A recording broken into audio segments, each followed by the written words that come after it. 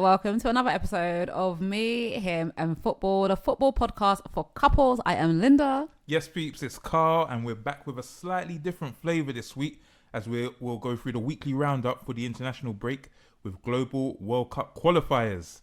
Linda, what are you going to learn about? I'm going to be learning about midfield, right? That's right. It's what I think is, personally, I think it's the most important position in football, or at least the area of the pitch. So specifically central midfield we're going to concentrate on.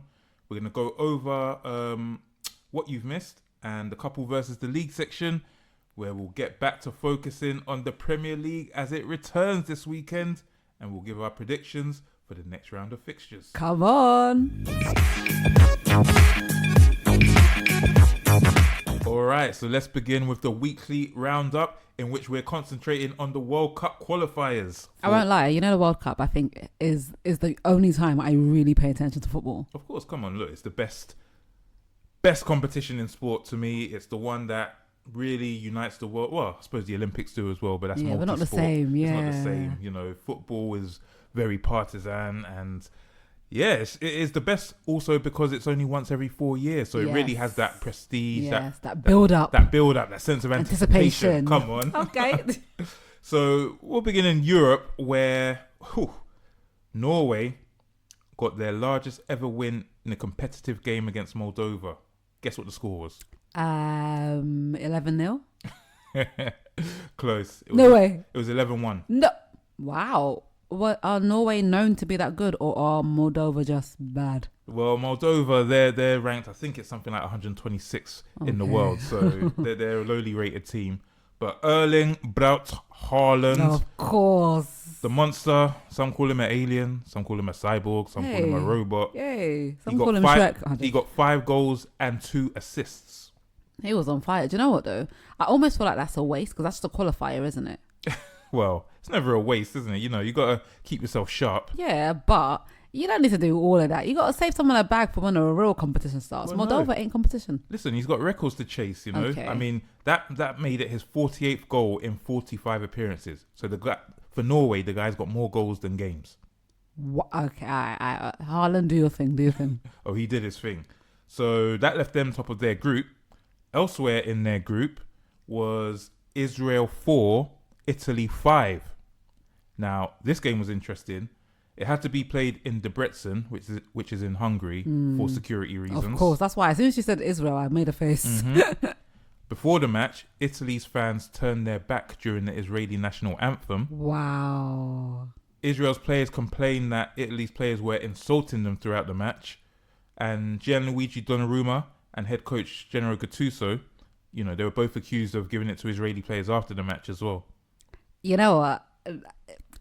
There's a lot of, I think, but if I speak, they'll say I've spoken. Yeah, so, you know, we don't want to get too political, but it is really interesting that Israel are allowed to continue appearing in European competition when Russia...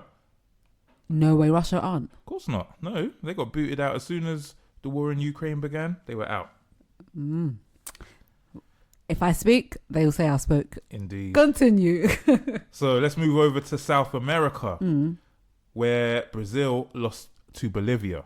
Brazil, as in Ronaldo's Brazil. As in, well, it used to be Ronaldo's Brazil. Sadly, they don't really have that caliber of player anymore.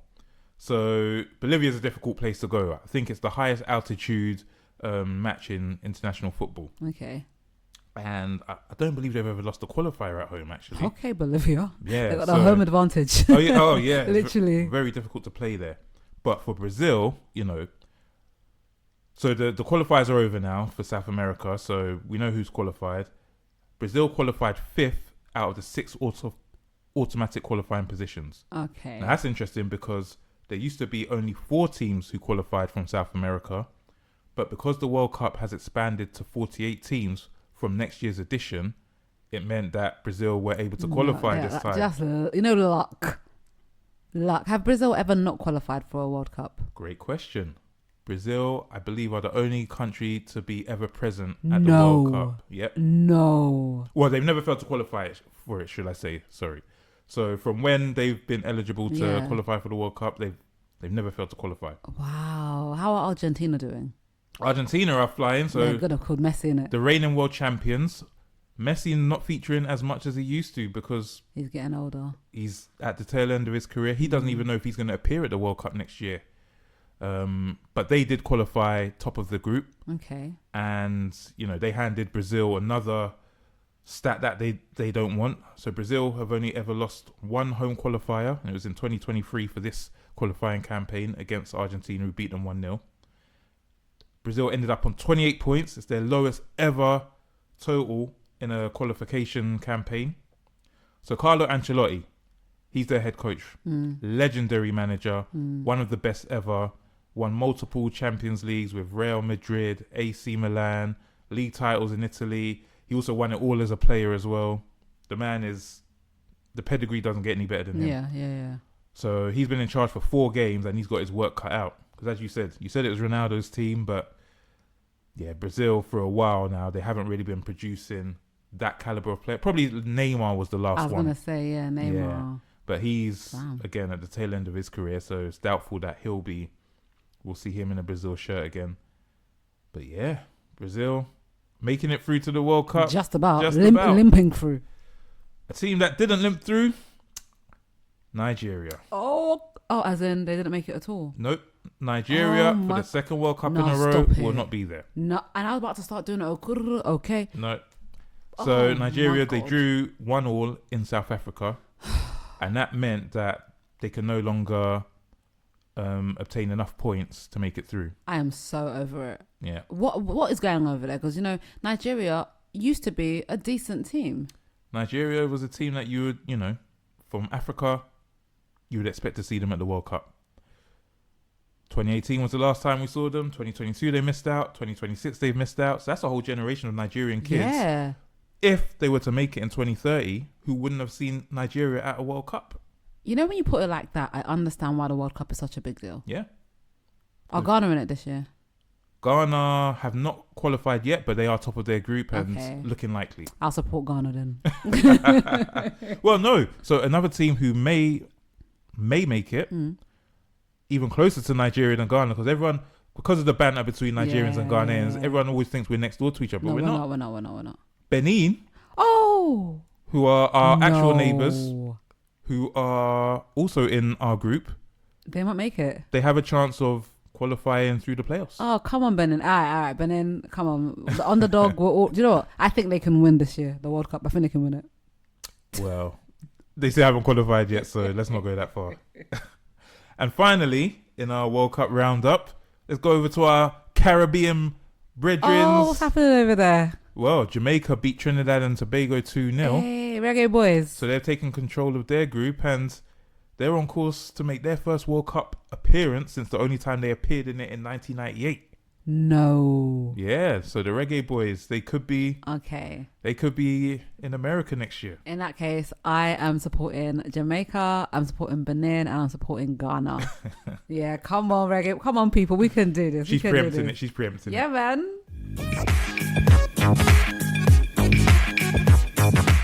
And it's time for Linda Learns, which is the section of the show where we learn about different aspects of football. We have covered things such as, now this is me testing myself, put myself on the spot. We've covered VAR.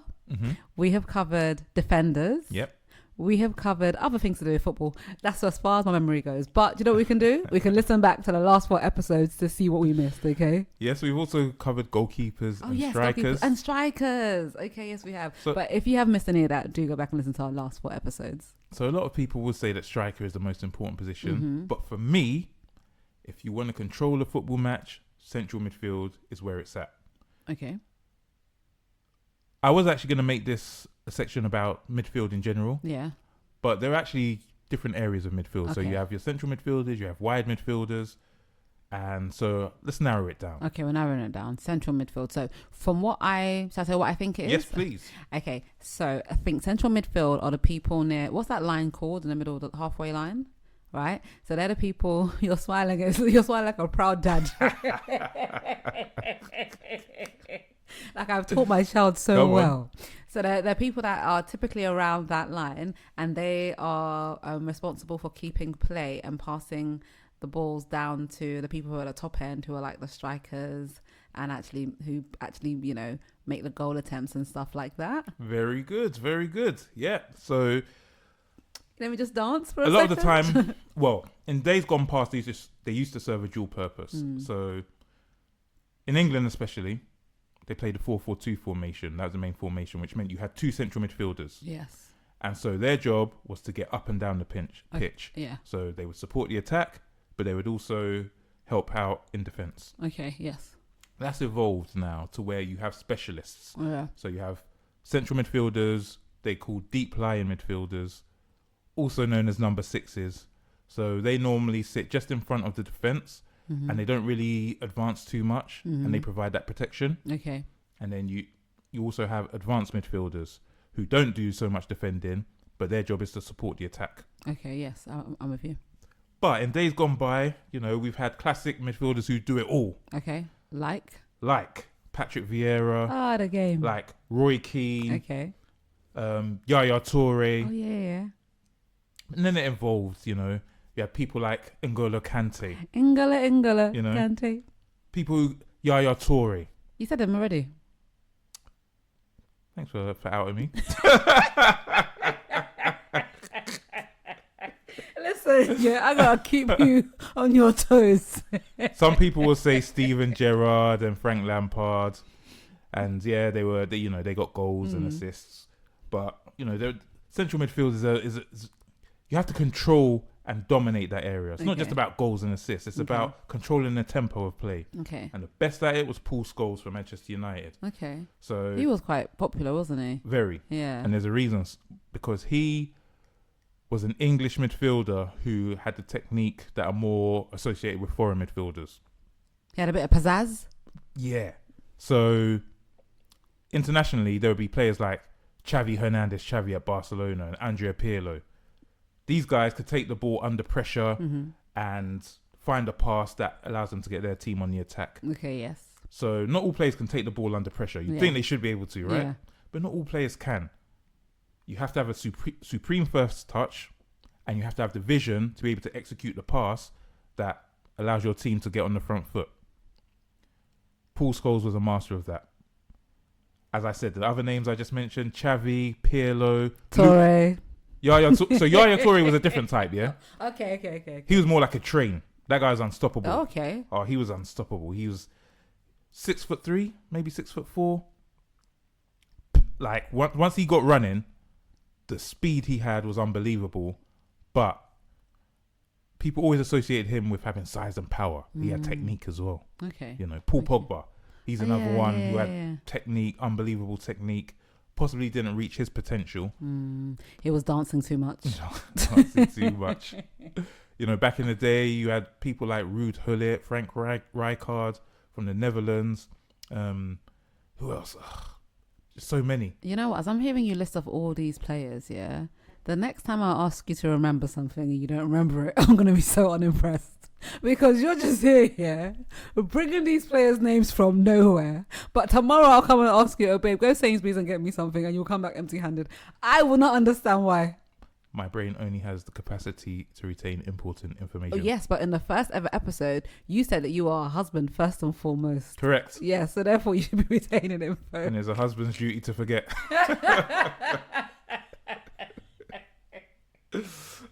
So anyway, back to our central midfield area. So these days, because football has become a lot more tactical and regimented, and coaches, they probably have more influence than they used to. Okay. It used to be, you'd give your midfielder responsibility and he'd be up and down the pitch, as I say, supporting the attack and helping out the defence.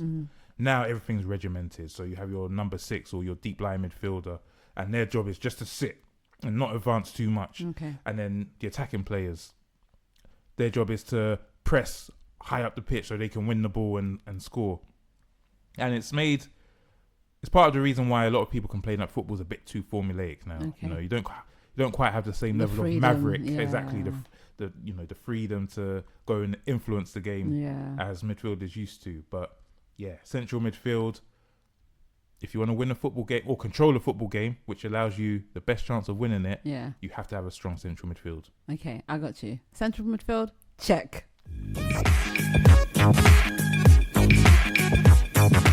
Okay, now it's time for the What You Missed section. And you know what? It's actually something that I want to speak about that I saw in the headlines. And it's Raheem Sterling. Okay. Raheem, one of the most disrespected footballers of recent times. It is ridiculous. So what is happening with him and Chelsea? Because what I saw is that he is being basically blocked out of Chelsea. You know, he's having to use different bathrooms, having to eat separately from players. What is going on? Well, we're starting to see this more and more. It happened with Jadon Sancho at Manchester United when Eric Ten Hag grew tired of him, and then Ruben Amorim got tired of him. I mean, when clubs want to sell players and players don't find themselves a new situation, so they don't find a new transfer, they're starting to be frozen out. So they're not allowed to train with the first team or associate with the first team. And I guess the idea is that the manager believes, or the head coach believes, that they may become a bad influence. Because if you're not playing, footballers want to play. Of course. And if they're not playing, they're sulking, they're unhappy. Yeah. And I guess Enzo Maresca, who's Chelsea's head coach, doesn't want that kind of influence on the rest of them. But then I saw a couple of days ago he made a U-turn about wanting to stay at Chelsea. Well, I mean, he's still there, and unless a team from Saudi Arabia, maybe Turkey comes in, because I believe their transfer window is still open, he's going to be collecting £300,000 a week from Chelsea and not playing. So it's not. Do you know what? It's all right. It's not a bad deal, is it? You know what, Raheem? Take the L, innit? He's not take the L and take the check. He's not living a bad life. No, we're not talking about someone who hasn't done it in football. This is a man who's won multiple Premier League titles. Played for England. He was, he won the Champions League with Chelsea. No, with Man City, sorry. He was part of Man City's Champions League winning squad. So, Raheem Sterling's had a great career. But he's still only 30 years old. So, he still has something to offer. He was at loan at Arsenal last year. And I believe he made 28 appearances, but none of them really banged. You know what I mean? So his stock has fallen a bit. And since he's been at Chelsea, he hasn't really done anything at Chelsea either. So the issue with someone of his profile, and more importantly, wages, is that... Where do you go? Because Saudi, isn't it, really? Because, lower profile teams can't afford to take on those wages. Yeah. So he's stuck, Wow. So, yeah, I mean, wow, but he's getting his money. Exactly. What else have we missed? So, Cristiano Ronaldo. Yeah, I saw he was playing for Portugal again. A man who sets records seemingly every week. Every week. He's now joint top scorer in World Cup qualifiers with 39 goals. So he scored a penalty against Hungary in a 3-2 win for Portugal. And he's now tied with Guatemala's Carlos Ruiz. I need to ask a question. Go on. Will Cristiano Ronaldo ever retire from playing for Portugal? Well, this man is obsessed with looking after his body. He's a real example from that standpoint in looking after yourself and discipline, being regimented, dedication.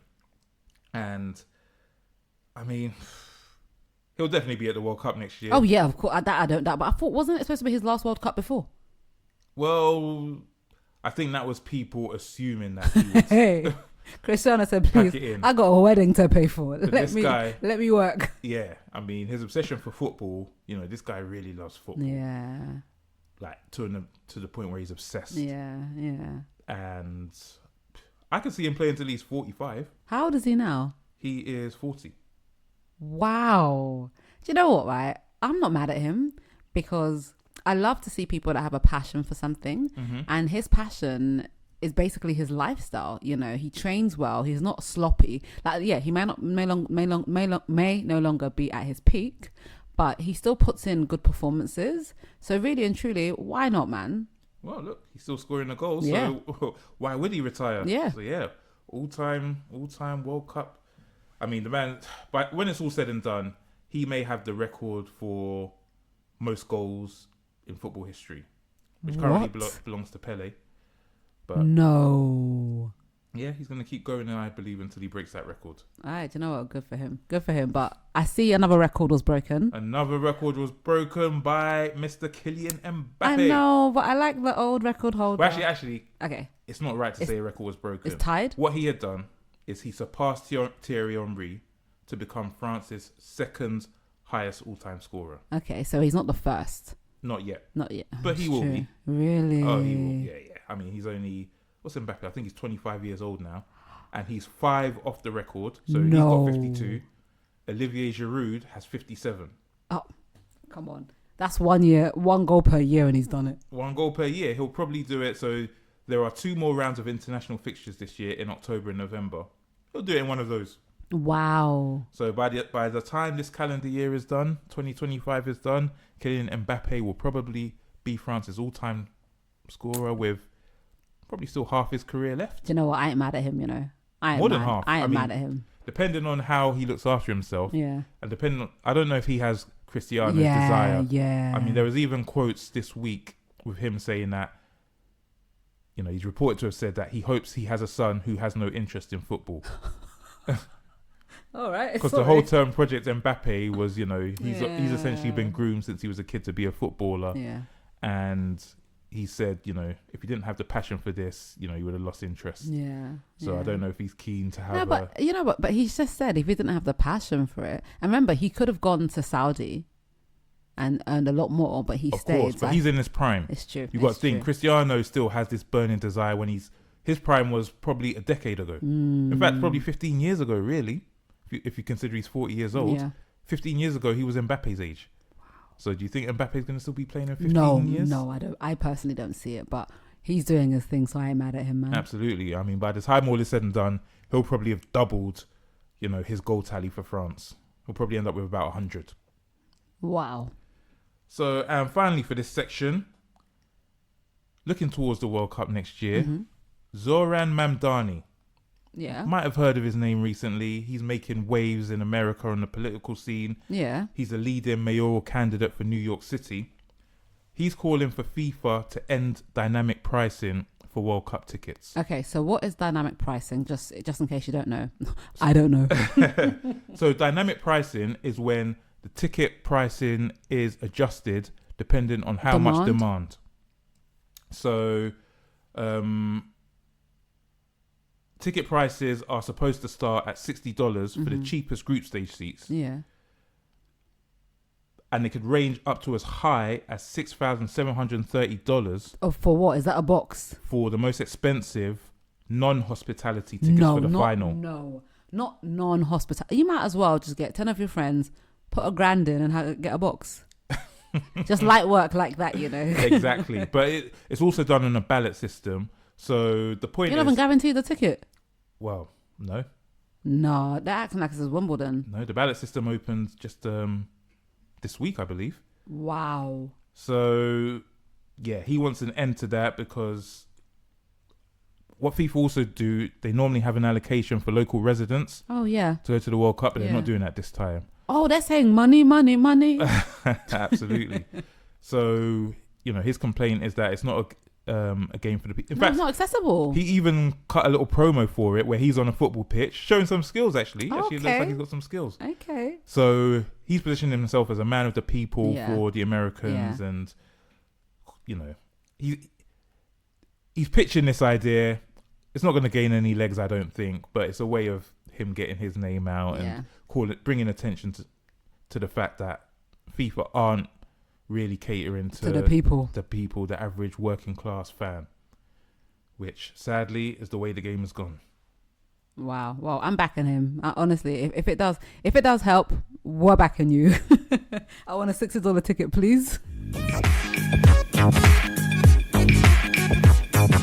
So enough of that international malarkey. We're back to the nitty gritty of the Premier League, and this weekend we're going to spotlight one of the biggest derbies that you can get, the Manchester Derby. Does that mean that you're going to be preoccupied? Because Manchester, does that mean Man United and Man City? Correct. Oh my gosh. Listen, anyone listening, if your partner's a Man United supporter, please get in touch with me, okay? Because we need to find a way to just be together and support ourselves during this, because I don't want these men leaving my husband in a bad mood. No.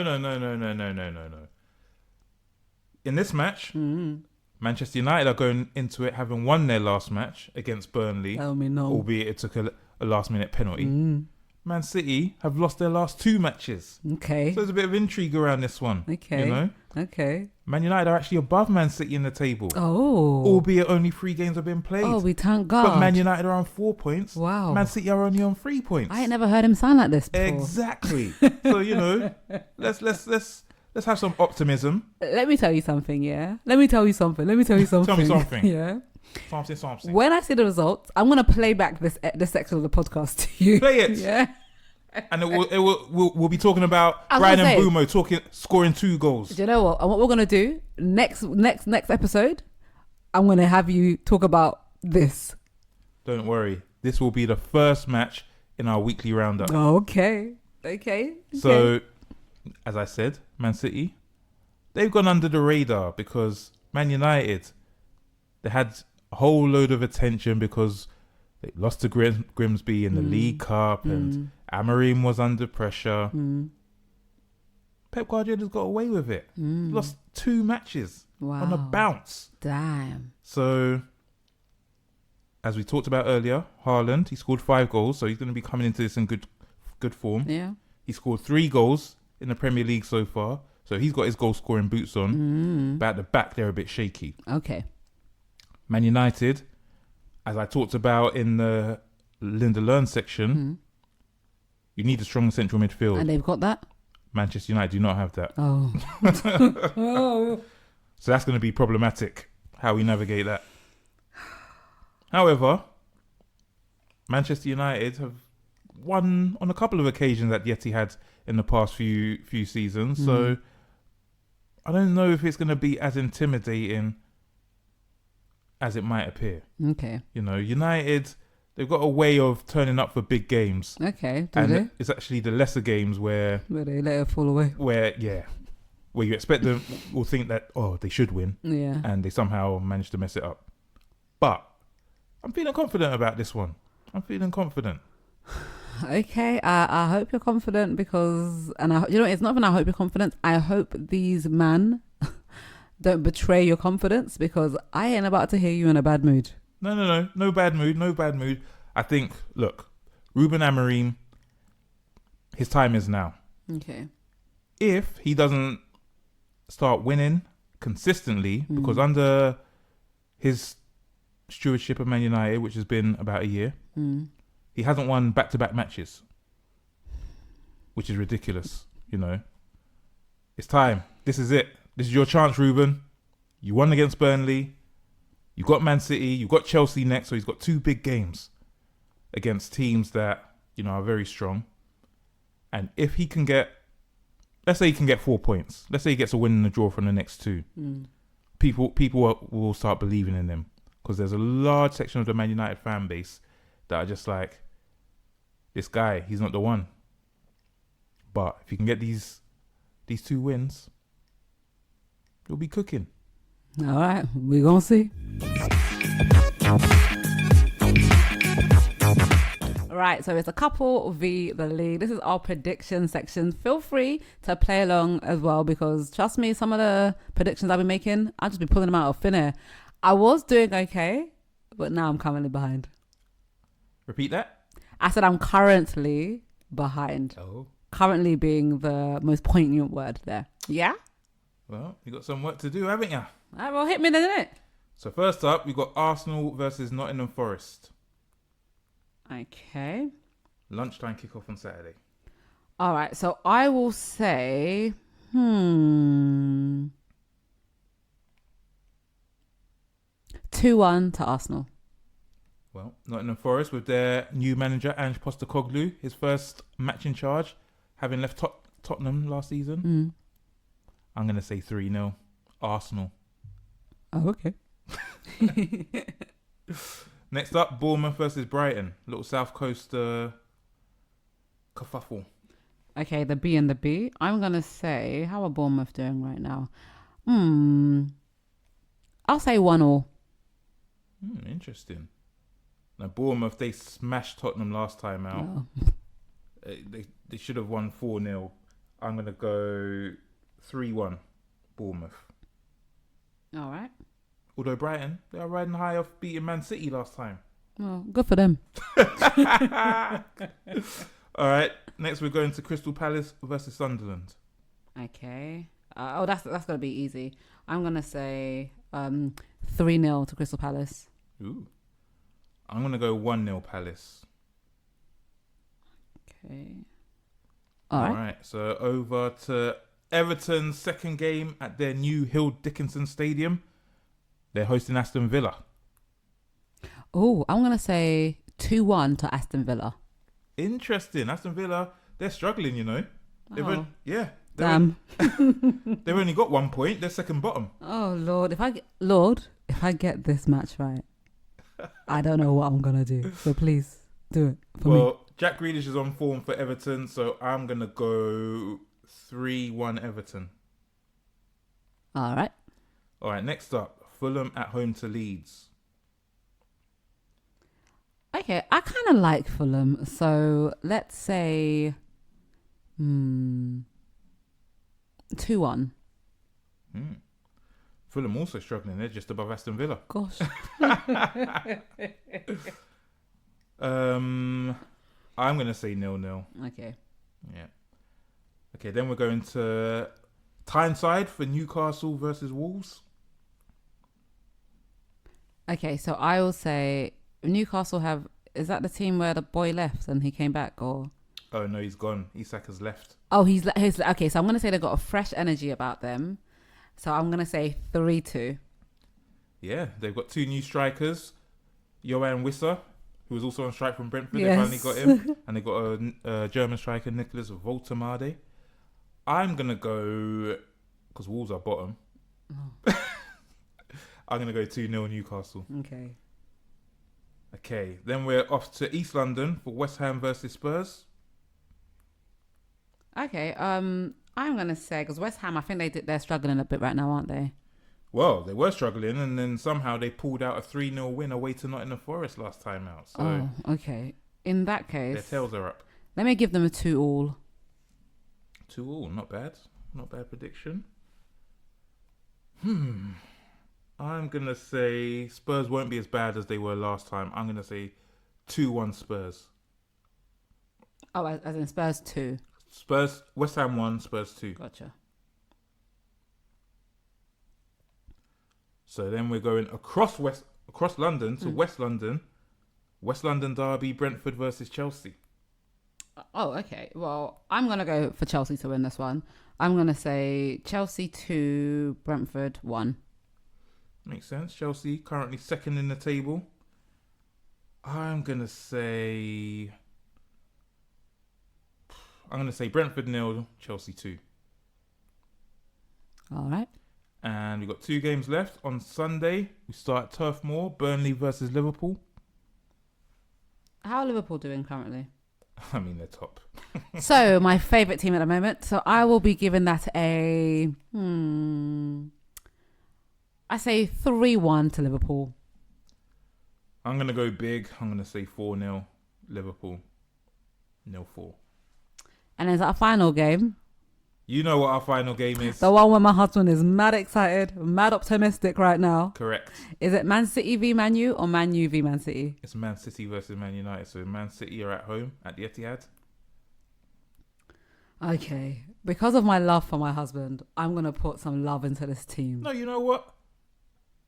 Remember, we're in competition, so It's true, innit? no room for sentiment here. You got to get points on the board. In that case, listen, I'm not doing that badly. I'm only behind by like 1 point. Don't try it. Okay, so I'm going to say 2-1 to Man United. Oh. I'm going 3-1 Man United. I back my boys like that. You back your boys, but do your boys back you?